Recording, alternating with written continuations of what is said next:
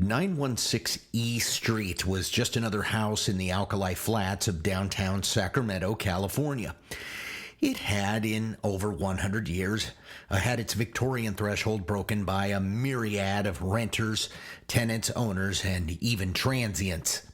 And for a century, it existed in the heights of civic activity and even in the ebbs of maintenance neglect. Nothing about it told any remarkable story or provided any real snapshot into its owner history, characteristics that were, of course, common to the similarly structured houses in the district.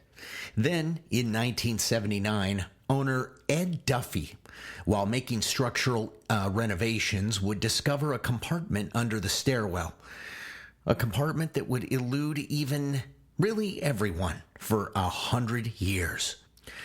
What he would discover would turn a fading and otherwise anodyne headstone in the Sacramento City Cemetery into possibly the most visited plot in the entire place. All because of a curious box under the stairs. And this is box number 7.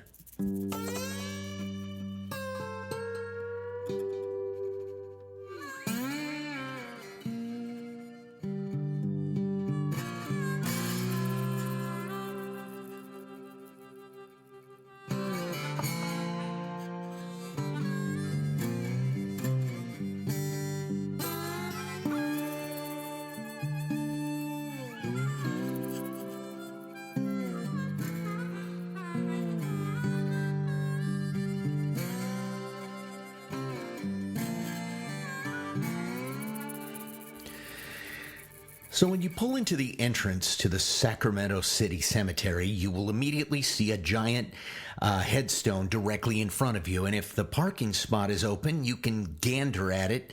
You can eyeball it right from the front seat of your car. The grave of Newton Booth, a man who not only served as a state senator and a United States senator at the federal level, but also sat as California's governor from 1871 to 1875. History buffs would find this alone an exciting point of departure. The cemetery is actually full of political notables, as California's role in the development of the West is a story of absolute extremities and interest. But a short jaunt to the southeast wall up against the Riverside Street part of the cemetery will bring you to an ornate but almost completely worn headstone belonging to one May Woolsey, 12 years old. Her claim to fame? Simply leaving behind a time capsule that will rival any that have ever been placed. Now, not a lot is known about May Woolsey other than surface demographic information, as well as the concentrated and high-calorie snapshot salted away in a Sacramento stairwell pocket. But May Woolsey was born in 1866, the only child of Luther and Mary Woolsey. She would grow up with the normal set of artistic desires, drawing, painting, and journaling. She attended primary school number 3 and was a member of First Congregational Church in Sacramento. And after coming home from attending a friend's party, she came down with what is believed to be a form of encephalitis, presumed to be from a mosquito bite. She would succumb to this very quickly and sent her parents into the paroxysms of grief and searching. And she died just shy of her 13th birthday.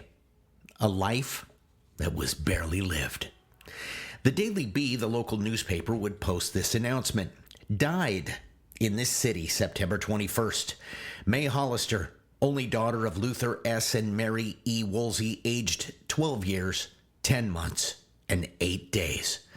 Friends and acquaintances are respectfully invited to attend the funeral, which will take place from the residence of the parents tomorrow, 3 o'clock.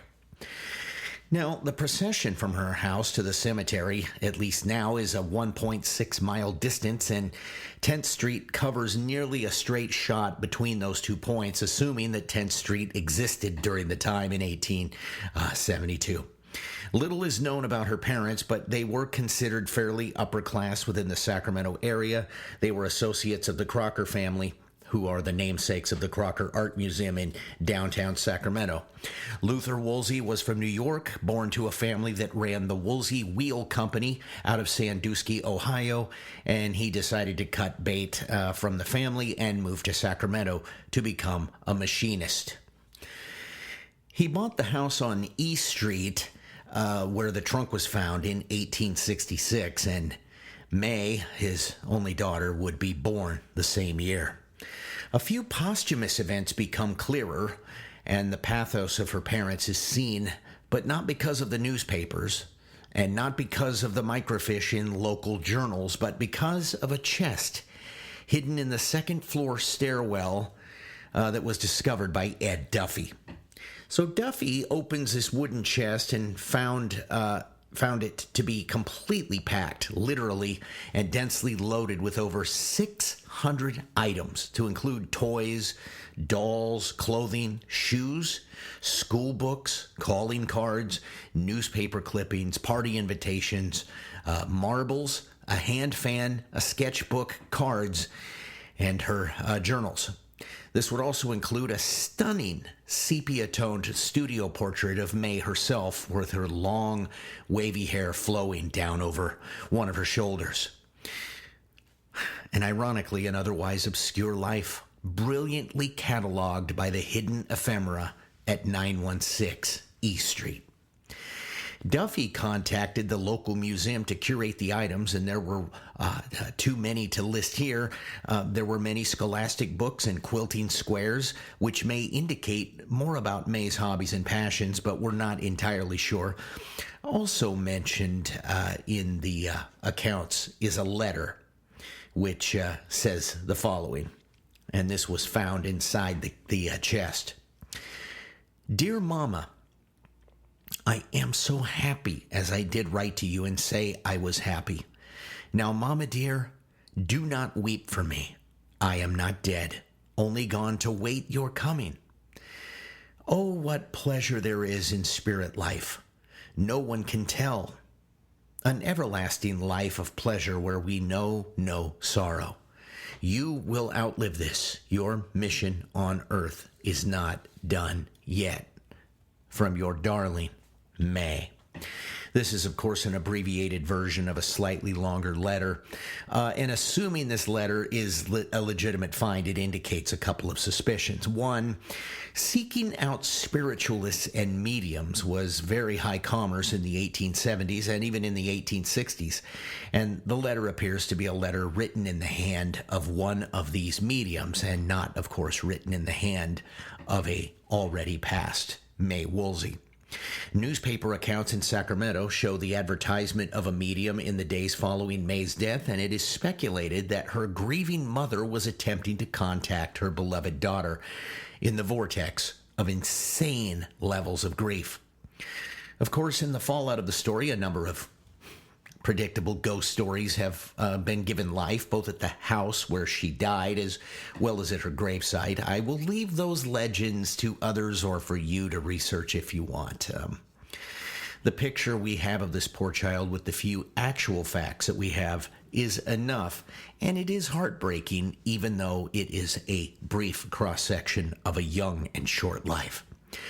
Interesting it is that a simple, short, and comparatively unremarkable life is now ground zero for many short pilgrimages to her grave. And really, the question is, why? Why would people take such an interest in someone with whom we have such a small snapshot, has no ultimate, accomplishment of letters, it never made a giant historical blip on the historical Richter scale? But I don't know. It is interesting, and to ask why, I think is worth it, and I think it's worth thinking about, and I've given it just a little bit of thought. Was some of the interest at her grave to flesh out the metaphysical aspects of the ghost stories? Yeah, maybe for some. And if I were still a kid, probably for me too. But you see, I remember going to swim parties as a kid, and I would take this scuba mask, And instead of getting in the water, I would place it on the surface of the water and look beneath me without committing myself to being underwater. So I was comfortably staring through a small window into the world below without committing my breath to chance and my paranoiac fear of being underwater anyway. May Hollister Woolsey, nor her mother, who presumably packed the wooden chest for posterity, most likely had no idea how far posterity was going to reach. Those items are a literal snapshot in time, like Thomas Edison's footage of Mark Twain, which you can find online, sitting and having tea with his daughters. We get a sense of the spirit. We get a sense of his gesticulations and his mannerisms, and even of his two daughters, Clara and Susie, who were still alive at that point.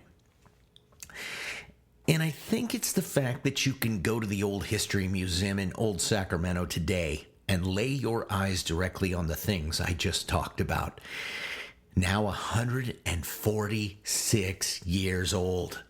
And realize, if not for this, these people would have been completely forgotten. But she isn't, and they aren't. They are a legitimate feature. Her grave is a historical artifact and notable historic site, and I suspect there is a degree of desperation in the visits to Mary Woolsey's grave by people, not just for intrigue, not just for foolish paranormal exploits, but because many see themselves in her and want to make sure they make their mark here and now while they can, and leave nothing to chance and leave something for the books down the line, because no one wants to be forgotten. Not you, not me, not anyone.